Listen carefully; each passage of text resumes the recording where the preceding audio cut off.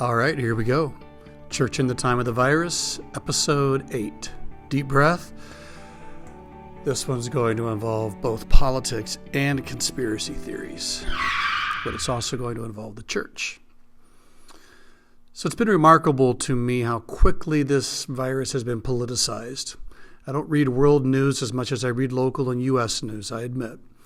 But I've not seen this happening elsewhere, at least not to the degree I've seen it here. I'm not counting places like China and Russia because their media is very different from ours. But as best I can tell, here's what's happening. For most Americans, it's hard to think of anyone on the other side of the political aisle as honest, competent, or even close to resembling what a decent human being should look like. Everybody finds a news outlet that they treat as coronavirus gospel, which means that the other outlets must be preaching coronavirus heresy. Depending where you get your news, President Trump has dropped every ball he's been given from day one and ought to be tried at The Hague, which a state rep from Ohio is actually pushing that idea. Or the WHO, the CDC, state governors, and other players and organizations in our infrastructure who ought to have been ready have handed the president a hopelessly broken system that he is trying gamely to fix. Depending on where you sit, the virus is just what epidemiologists say it is, or it's fake, or it's a deep state plot, or it's a Chinese attempt to kill Trump. It's a biomedical weapon. It's the angel of death from Revelation. It's the means for the state to take away all our civil liberties and finally trample on the Constitution. It's the crisis that will move us to socialism.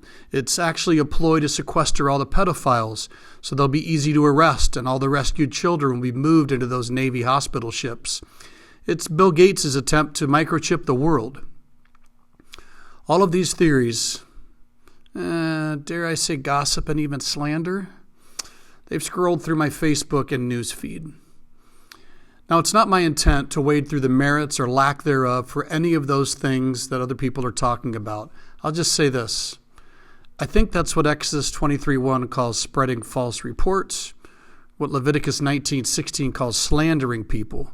And those are mentioned in the Bible as things that ought not characterize God's people. In fact, James, the brother of Jesus, said that if we don't keep a tight rein on our tongues, our religion is worthless. But instead of really unpacking all of that, I just have a question. How do we be a church in the midst of this? First, we show the world that we love truth. That means we're committed not to rumors and speculation, but to the pursuit of factual information. There are reasonable questions to ask. But God forbid that the legacy of Christians during this time is that we were the face of even the craziest conspiracy theories. I should also add this. If you're inclined to believe something because it will put your political party or candidate of choice in a good light, or put the other's side in a bad light, that's not an honest pursuit of truth. One example that can be applied more broadly, I think. At the end of the day, a potential cure will work or not work based on the science, not because it needs to work or needs to fail so political points can be scored. We ought to hope that chloroquine works whether we like President Trump or not.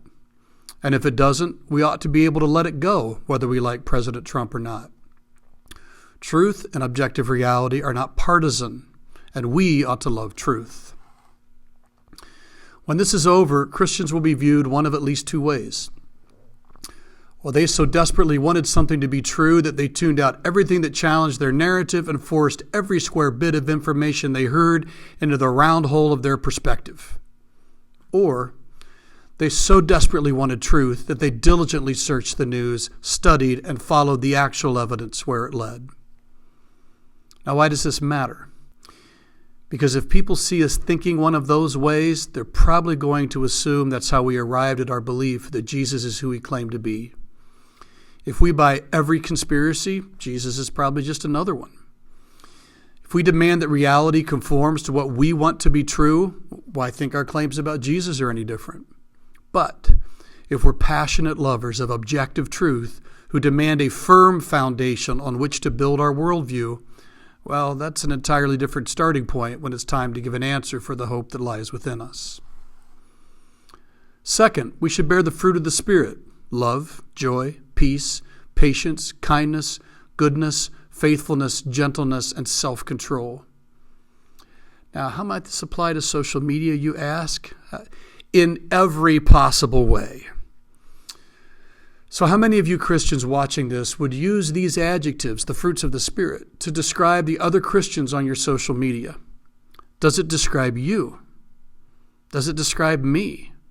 I mean, if it doesn't describe me and you know me, you should message me. Just be fruity when you do it. Because when I say we should bear the fruit of the Spirit, I definitely include myself. I would love, when this is all over, for people to have this thought nudging them in the back of their minds. You know, my Christian friends were thoughtful pursuers of truth. They were patient and self-controlled in their conversations. There was a peace and a gentleness, even a joy at times I didn't understand, and I still don't. They didn't back away from being bold or even confrontational when needed, but it was done with thoughtful care. Weird. As if the people that they were talking to mattered as much as their argument. I wonder what's going on there. Third, we should commit to viewing the world through the lens of our faith before we look through the lens of our party. If the first question we ask is, what would Trump or Biden or Pelosi do? We're in trouble. In fact, if we think the most important opinion on something is their opinion, that's trouble too. I'd like to recommend 3 primary groups that I believe ought to be informing a Christian's perspective right now. I haven't listed family and friends in this list because I just assume we're interacting with them like we always have. So first, I want to know if the Bible or church history has something direct to say about any issue. If you've been watching this series, you may have noticed I'm pulling a lot from church history. So the church has had 2,000 years to apply principles from the Bible. It doesn't mean everything in history was perfect by any means, and it also doesn't mean that I understood and applied it all perfectly myself. But I can certainly see more clearly when I stand on the shoulders of those who stand tall in Christian history. Second, I'm looking to experts who are experienced or seriously credentialed in their field. I want to know how pastors are wrestling with church issues. I want to know what epidemiologists have to say about the disease, and economists about the economy, and political philosophers about the balance between freedom and safety and the protection of our Constitution. This doesn't mean they're always right, but they've done the kind of work that gives their opinion weight in my life. And third, it's my church tribe. And here I'm talking about a spiritual family of people with whom I've shared a worldview and with whom I can talk about life and faith and trust and being a faithfully present Christian in times like this, and organizing my time and avoiding fear as we think about the impact of the virus, not just on human bodies, but on economies, and thinking through how so many things are going to change, including how church is done and things we ought to be planning for. That's my church tribe. I do know this. A dude I've never heard of posting a YouTube video about secrets of the coronavirus that nobody's talking about does not appear on my list anywhere. It's like looking to Dan Brown for information about how we got the Bible. It's secular Gnosticism.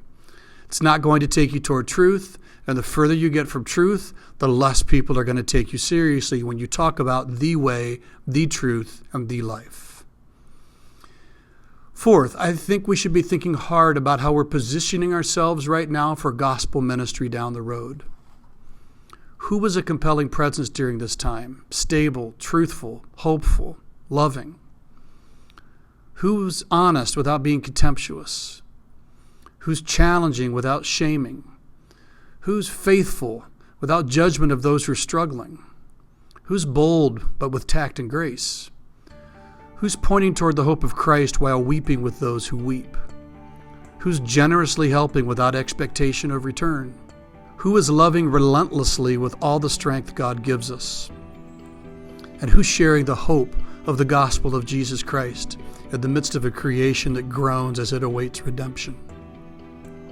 This, surely, is how we Christians can be a faithful presence in the time of the virus.